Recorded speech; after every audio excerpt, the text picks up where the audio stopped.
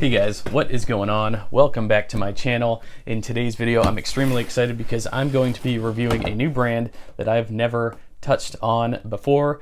That brand is Warfield and Grand. Many of you may not have heard of them because they are fairly new.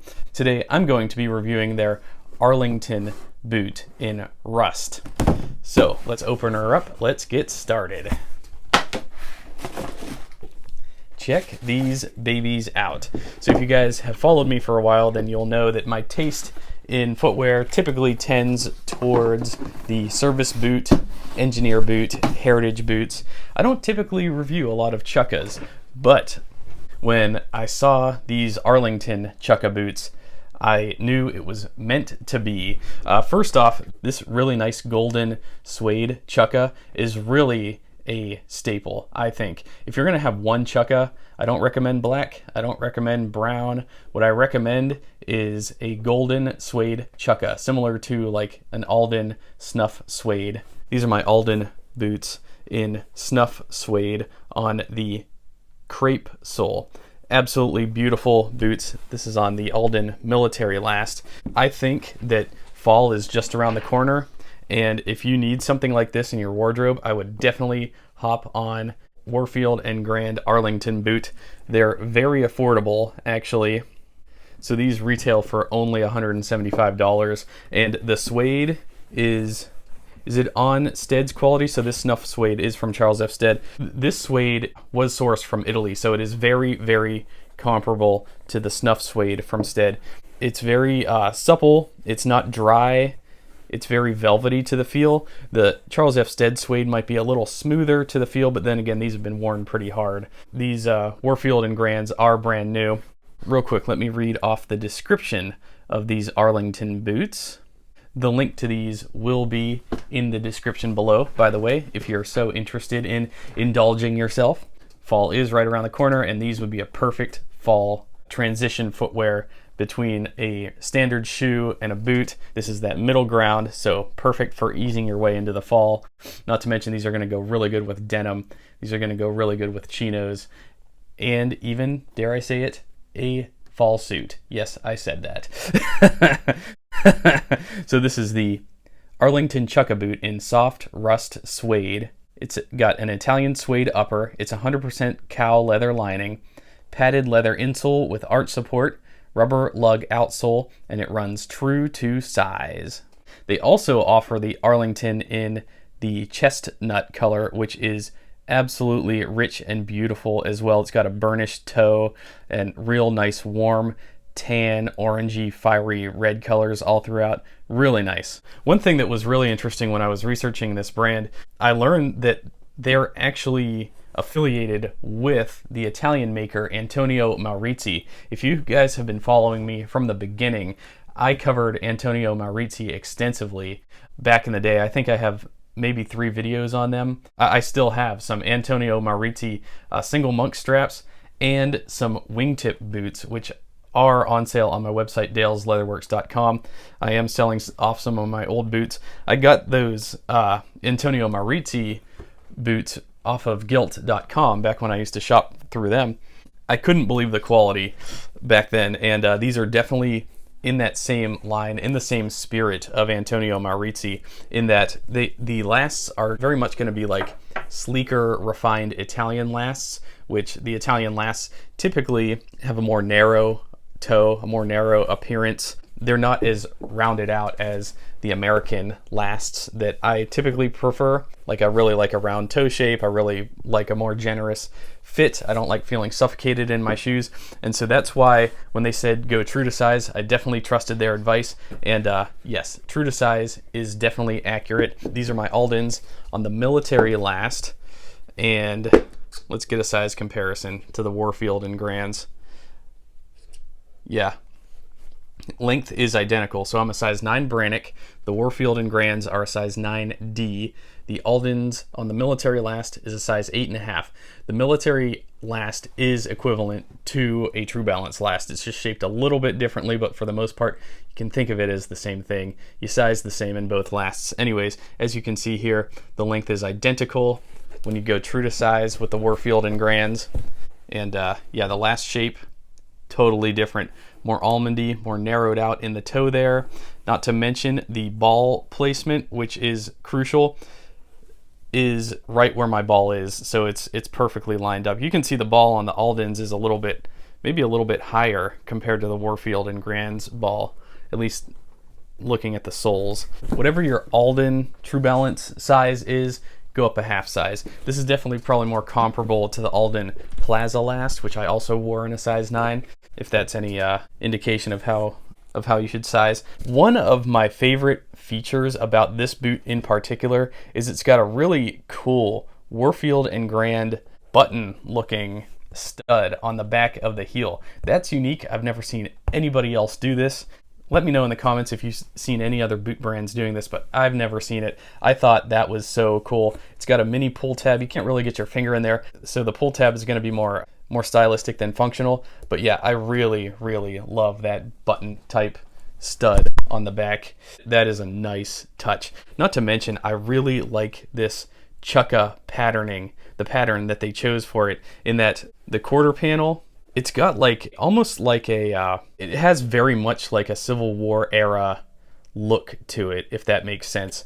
This is a real old-timey look. When I think about other Chukka boots, typically it's a lot more plain of an appearance, but this, I really like this. This is like almost like the shape of like a cuff, or like what is it, the leather neck. I don't know why, I could be totally off, but this panel here is reminiscent to me of like the leather neck type of an appearance. The name of leatherneck came from a leather neck stock that was part of military uniforms in the 18th and 19th centuries and was worn by U.S. Army soldiers and U.S. Marines of that period. In the 19th century, U.S. and British Army soldiers as well as U.S. Marines were referred to as leathernecks, but the term only survives today as a nickname for U.S. Marines. The leather neck stocks were part of the standard uniform of the U.S. Army and Marine Corps since the American Revolution. Neck stocks offered a degree of protection against sword blows and bayonet thrusts, but their chief attribute seems to have been to keep the soldier's head erect and to help him maintain a soldierly bearing. For some reason, when I see this pattern, that's what comes to mind, is that leather neck sort of stock that rose up. So call me crazy, but that's just what comes to mind. I could be totally off. But the nomenclature that the brand Warfield and Grand uses very much harkens to that era as well as when I look at their boots, they're very much designed in the old world spirit, for sure. One of the reasons why I wanted these boots is because I actually sold off my J. Crew Chukka boots. They were on a crepe sole. They were J. Crew branded. They were great Chukkas, but the suede just wasn't super nice, and the crepe sole that they were on was really cheap. It was taking on dirt and debris like no other. It wasn't very high quality. It was like sort of, the sole was wearing down super fast. The crepe was super squishy, which means it's not very supportive for long-term walking, and the insole wasn't very good quality, so I had to move those on. And these are definitely an upgrade to that. And at $175, that's a steal. So a little bit about Warfield and Grand. On their About page, it says, Warfield and Grand combines a modern American aesthetic with European production methods. Our specialty is beautiful footwear built with a passion for product and commitment to craftsmanship. We use superior components and construction methods to build a better shoe for discerning customers. The CEO of Warfield and Grand is a guy named McLean King. I can't find much on him, but he's the president at Golden State Brands. Golden State Brands seems to be the umbrella company for Warfield and Grand. They're based out of San Francisco. And huge shout out to the website Modern Fellows. Jake at Modern Fellows, he published a review in August of 2022 about Warfield and Grand. And this is where I derive a lot of the information about this brand, because it is fascinating, because it harkens back to my days of buying Antonio Maurizi boots. So Warfield and Grand is a men's footwear brand founded in 2014 by owner McLean King. The company produces an attractive range of stylish dress Oxfords, loafers, monk straps, drivers, leather sneakers, and hybrid knit shoes for men. Their shoes are Blake stitched and feature high-end details like hand burnishing. McLean has worked in the footwear industry for over 20 years. He studied at California Santa Barbara, where he studied studio art, McLean recalls that I really got hooked on industry and he jumped into footwear retail soon after graduating. I've been fortunate to work for a handful of footwear companies that gave me exposure to design and manufacturing, from high-end brands to producing large-scale programs for major US retailers. At some point along the way, I developed my own perspective for men's footwear, and it made more sense to create my own path instead of continuing to conform to someone else's guardrails. McLean founded Golden State Brands, which is the parent company of Warfield and Grand. In addition to Warfield and Grand, Golden State Brands produces additional categories of footwear for a short list of retail partners and imports and distributes footwear for their Italian manufacturing partner Maurizi SRL, run by Antonio Maurizi. That's why there's that link to Antonio Maurizi. It appears that McLean is a partner of Antonio Maurizi, which I love their shoes. In fact, maybe I should just keep those wingtips. I've been trying to sell them for so long. They're on my site for like $200. Nobody's taken them. I love them. They're lined with rabbit fur. They're the real deal. They're seriously nice boots. They'd be perfect winter boots. I just have my trickers, and my trickers, the last on those trickers sort of fit my foot better. That's why I'm moving them on. Not to mention the ridiculous plethora of boots you see behind you. So McLean said, "We are a product-first company that relies on old-fashioned organic growth. They're still trying to figure out how to break through the digital noise and get in front of consumers."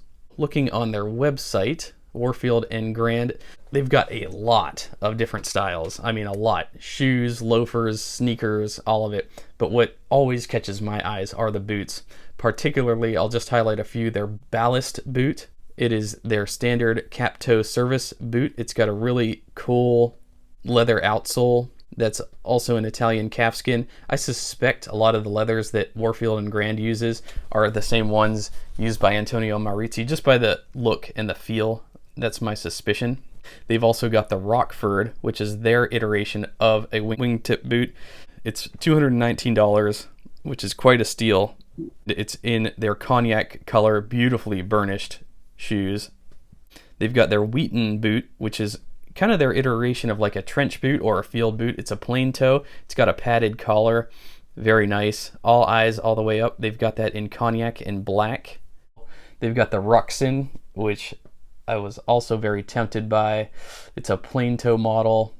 A little bit of a taller shaft there, but definitely harkening back to those World War II era trench boots. They've got the Woodlands boot, which is a perforated cap toe, perforated back heel stay boot on what appears to be a leather outsole with a rubber forefoot. Very beautiful. Let me dig into the details of the construction. By my eye, so this is going to be Blake rapid stitched. It's got a 360-degree split reverse welt. The split reverse welt is subtle. The joint welt is extremely well done. We've got a vegetable tanned insole, midsole, really thick, really nice. That'll offer lots of support. We've got a proprietary Warfield and Grand lug commando outsole, which will be perfect for walking around on rainy fall days outside. And then in addition to that, probably one of the more noteworthy features is the insole that they use. It's padded. It appears to be synthetic, like maybe a synthetic foam insole combined with some rubber, but it's extremely comfortable walking around on that. Now, I'm not sure if there's a shank in there. The bottom of the sole does look flat. I don't think there is a shank. And similar to the Italian Antonio Maurizi's, I don't think those have shanks either. I'm not sure. For long term, like all day walking, this will be comfortable, but it's not going to be like an all day standing shoe for me. Like if I'm going to be just going on errands, out and about, driving, sitting, walking, working, this will be a good shoe for that, like a casual day.